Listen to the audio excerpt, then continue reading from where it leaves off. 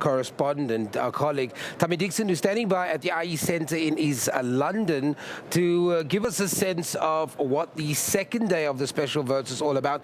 And I also believe that Tammy's got a guest for us. Oh, is it?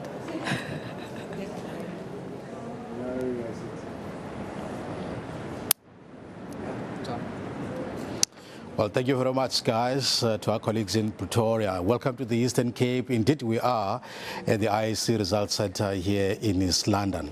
What I can tell you is that it's definitely the calm before the storm here in the province. And that is not only referring to the election tomorrow, but the Weather Office has issued a warning of high winds and heavy rains in some parts of this province. So the IEC is currently busy looking at their contingency plans, especially in the rural areas of this province where there could be problems accessing voting stations. And in the Nelson Mandela Bay, political parties brought in their big wigs again today in another attempt to drive voters to their polls in the city. Our reporter, Ivue Poti, is actually standing by to give us a sense of what actually happened in the metro this afternoon. Good afternoon, Ivue. What happened today? I know that the DA and the EFF actually brought their national leaders for the final push. Good afternoon, Tammy, and definitely welcome to the Nelson Mandela Bay Metro. We're crossing to you live from the Donkin Reserve. What I can tell you today is that we did see some big wigs come to the Nelson Mandela Bay Metro. The mayoral candidate for the ANC, Danny Jordan, was a part of a motorcade that went through the northern areas and quite a lot of areas within the Nelson Mandela Bay Metro. You will remember that we have about 60 wards, so it's been going on the whole day. I don't think they've actually finished off with the motorcade as well. DA leader Musi Maimane had a press briefer earlier on. Helen Zille was also said to come through to some of the areas, and obviously Dalimpofu from the EFF was in Utenek earlier, and I think last we checked he was in New Brighton. Excitement among voters in that part of the country.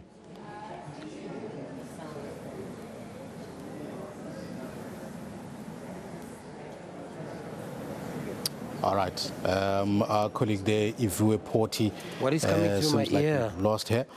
She is at the Nelson Mandela Metro in Port Elizabeth, one of the highly contested local government or other municipalities. As we know that there's been quite a very tense campaign between different political parties and so on, all of them looking to actually get the control of that municipality. Now we turn our attention to one of the remote areas of this province in the Stackspread area, which is in the northern side of the Eastern Cape. The campaign trail there has exposed a huge fight for the control of the troubled local municipality.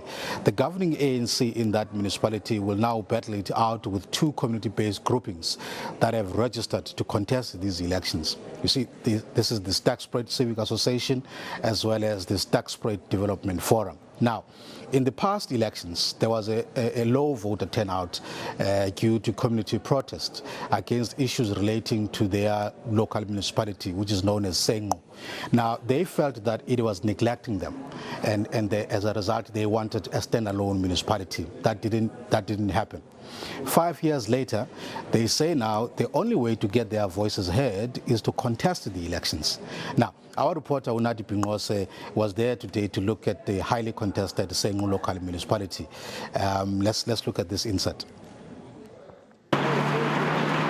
The Stackspread Civic Association has since registered with the IEC and will contest these elections alongside other newcomers like the EFF and another local party, the Stackspread Development Forum. Among the special voters today, where young people will be working tomorrow. So apply special votes because SABC sebenza nge-election. So andithi local in the area. So basically sizovota namhlanje so that ngomso singaphazamiseki. It's important for them also to participate with special votes. Because you can tell me why I've decided to register. I've decided to vote in the special votes because tomorrow I'll be working on the ground, be monitoring each and every VDs since we are the candidates. So that gives us enough time to check each and every voting station that's around Senko. For SABC, I am Unati Pingose in Stackspread.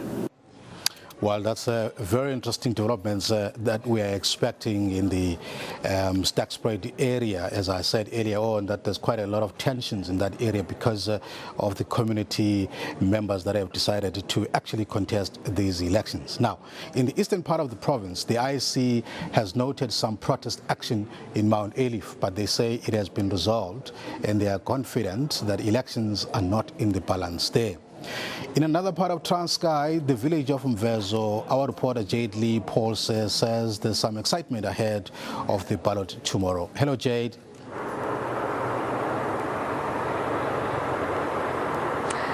Good afternoon, Tommy Dixon. Yes, we are coming to you from Mthatha here in the Eastern Cape, which is 50 kilometers approximately from Qunu and Mvezo.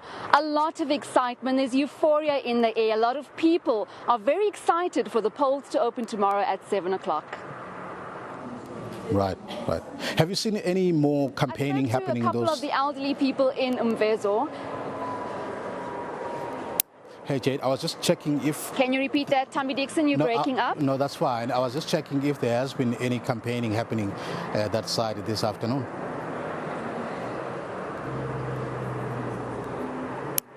Well, since this morning, there hasn't been any campaigning, Tommy. But what I can tell you is that voting stations are ready. We visited a couple of them in Mthatha, as well as the villages of Mvezo and Qunu. And so far, all systems are ready. Everyone is ready for tomorrow morning.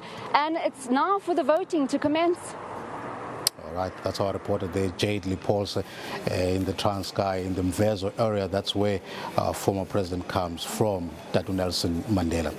Now, the IEC officials here at the East London headquarters say they have resolved some of yesterday's challenges in the eastern part of the province, where some polling stations could not open, and they are confident that it's actually all systems go. Well, with that, it's back to our colleagues in Pretoria.